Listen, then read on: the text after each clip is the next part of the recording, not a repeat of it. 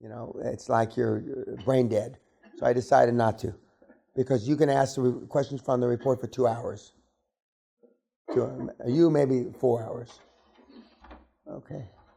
Nazis take a little longer, but they know how to make those fucking ovens. I mean. And observer for U-boats. But yeah, and U-boats too. Okay. We said that. Now, that's what I want for you.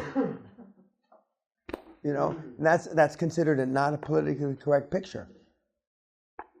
But I hope with all my heart, if I have one, and with all my soul, if I have one, that's you guys at the trough. You know, snorting up as much fucking cash as you can in a non-politically correct manner and telling everybody else to fuck off. Weed man! Okay, Adam. Now, see, I'm going to get a bunch of shit about me doing that. Flash the camera on the guy I'm doing it to, and then you show him how to do it. Show him the real way to do it. Well, can I give them a little message with it? Yeah.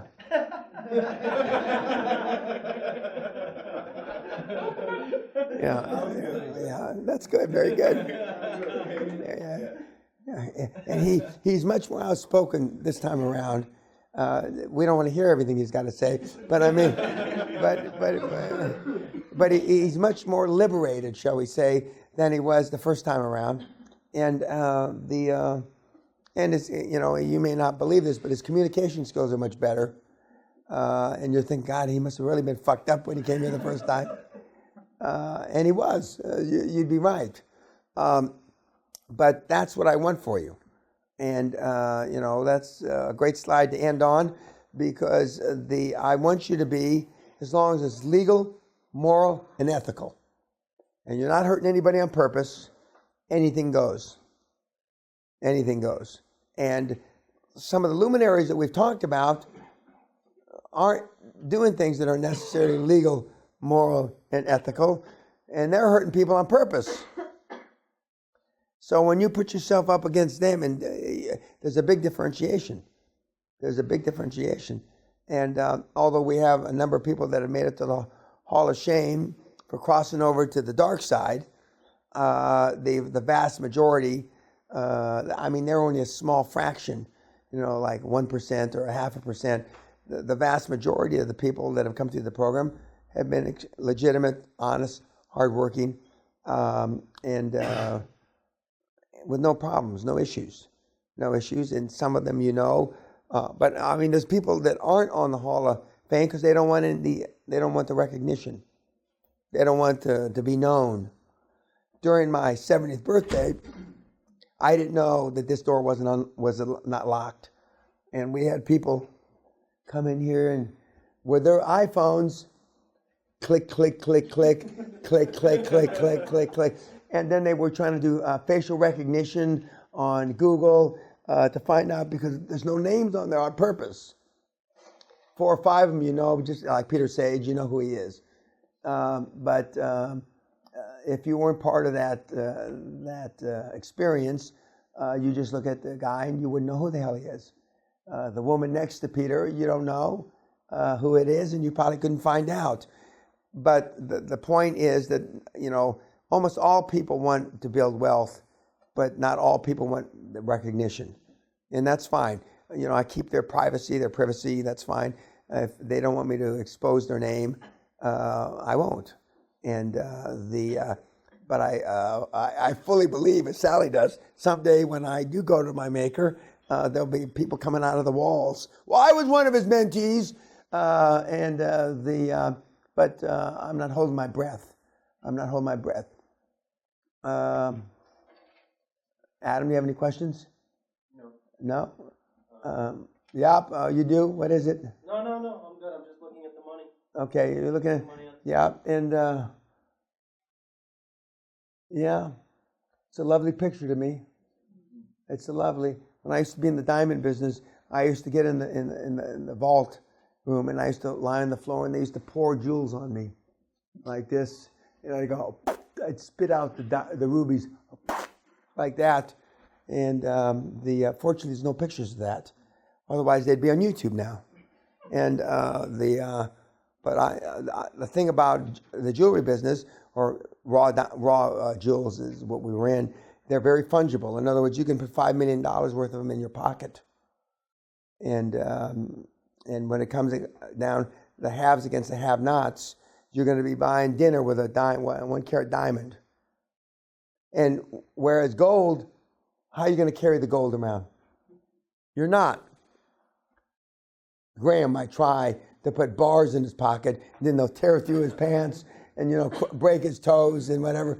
But for the most part, I mean, gold sounds great on paper, intellectually, but when you work it out, if the world comes to the Walking Dead, gold's not going to get you much. In fact, none of the I've only seen 2 or 3 of the Walking Dead. None of the Walking Dead, when they're trying to buy something, they're not buying it with, what are they doing? They're taking it from people. They're not buying anything. They're not buying anything. And I hope that this all comes way after that you're all gone, because you're going to wind up somebody's bitch in a bad way, not a good way. We covered a lot of material. I'm telling you, 2 hours a day to make this part of your lifestyle. 2 hours a day. And you do 2 hours a day, and I'll be able to tell on the first Zoom call, and you have to list how much time you spend on QLA. And I'll know if you're bullshitting me. I'll know just based on the effectiveness of what you've done. And the reports aren't for me, although I review them and I critique them. The reports are for you, so you can keep track of how the progress you're making, or the lack thereof. Yes, ma'am. When do the Zoom calls and the reports? Okay, well, the first report for you is January 15th, because I'm going into surgery. I'm not going to be reading any reports, plus it's Christmas. So January 15th is your first written report. But you're going to get an email from Thelma. You'll also get the format of the report. The first Zoom call will be about the same time frame. You have monthly Zoom calls and weekly reports. I would strongly suggest that you keep track of your activities on a daily basis, because it's too difficult to wait till Sunday. The reports are due Sunday, midnight, UK time. And that's for the previous weekend, right? Correct. Previous week. And no matter where you live, Sunday, midnight, UK time. In Austria, that'd be 1 o'clock. In Romania, that's 2 o'clock. And if they come in at 12:01, which means they come in Monday, I don't read them. I don't give a fuck if they get caught up in your server, they get caught up your ass. I don't care. That's your problem, not mine. 95% of the people in this room, I'll get the reports between 11:30 and 12. Because that's how you've lived your life. 95% of the people in this room. Okay? And then a few of you will go past midnight and they won't get read. And that's one strike. One strike. Smart people start compiling the reports on Saturday evening maybe, and then they send them Sunday morning. So I get them with many hours in between, and whether the server goes down, the electricity goes down, I'll still get them on time. And again, the reports, no attachments, no PDFs, no fuck all. An email, like you send an email to your brother, an email. And then I respond in between the lines with big red font, as you've seen. And if I have questions, I ask them. And then at the bottom is the third section, which says problems and challenges that you had. And you ask a question, and then you give me 3 alternative answers. 90% of the time, you will answer your own question. I'll say alternative 1 works, or a combination of alternative 1 and 3 works, or none of them work, and this is the answer. This is the answer. But the idea is for you to get thinking in a different way. Most of the questions that you have, if your life depended on it, you could figure it out yourself. If your life depended on it, you can figure out yourself. because we make our lives way more difficult than they have to be. And doing this program, as Adam and Dennis will attest to, once you figure it out, it's pretty fucking simple. It's figuring it out and getting over your own emotional baggage. That's the challenge. And some of you culturally will have more trouble than others because you come from that, a culture that just makes life more difficult than it has to be. And it doesn't have to be that way. I told you about the Muslim father and the Muslim son, and the Muslim son is having more success than the Muslim father. Shouldn't be that way, you wouldn't think, but it is that way because the kid's got less baggage. The kid doesn't have those decades of shit.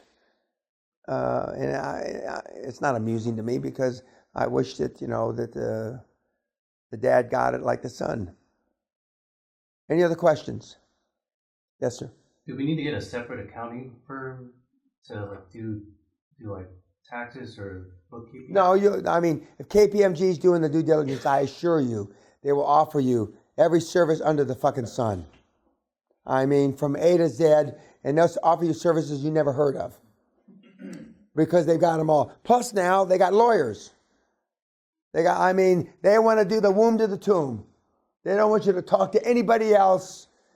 Do not pass go, do not collect $200, stay right here. And those fees can be deferred? They're deferred, delayed. The first fee that's delayed is the due diligence fee because you don't have enough money to pay for the due diligence. Once you wrap up a transaction, you can wrap into the financing of the whole transaction tax advice and all kinds of other advice. They'll differentiate it, the cost, and you'll be surprised that some of the things, many of the things I told you here in 3 minutes, they will take 3 pages and they will have 10 billable hours on it because they cover all the contingencies. And I'm not saying making light of it. And that's what the big firms do well because they have a lot of manpower. They have a lot of staff. How many in your office in Bucharest? 800. 800? 800. Fuck. 800. Well, that's minimal compared to Manhattan. Some of these offices have got, there's a gazillion of them. And I'd like to do a time study on what all those 800 people do all week. I can already tell you what the result of that time and motion study would be. But nevertheless, they got 800 people. Now just think of that. Bucharest is how many? Got 2 million people? How many? 3. Okay, 3 million people. It's not Tokyo. It's not London. It's not Singapore. It's a third world, and they got 800. Just imagine you go to Tokyo and some of these really transactions-oriented cities, and they got a gazillion of them. And whether they could operate on 800 or 80 is a completely different question. Okay, anything in closing? Any questions from anybody? Do you think my Hall of Fame picture is going to look best next to Brian Rose? Or in my own section above that closet there? Well, we can get a big picture above the closet. Or in the closet. Yeah, or in the closet. Yeah. Yeah. With regard to accounting, can you differentiate between the actual due diligence, transaction advisory, and then the audit and when we need it? Yes. The answer is yes to both of those questions. Okay? We'll see you tonight, guys. Thank you.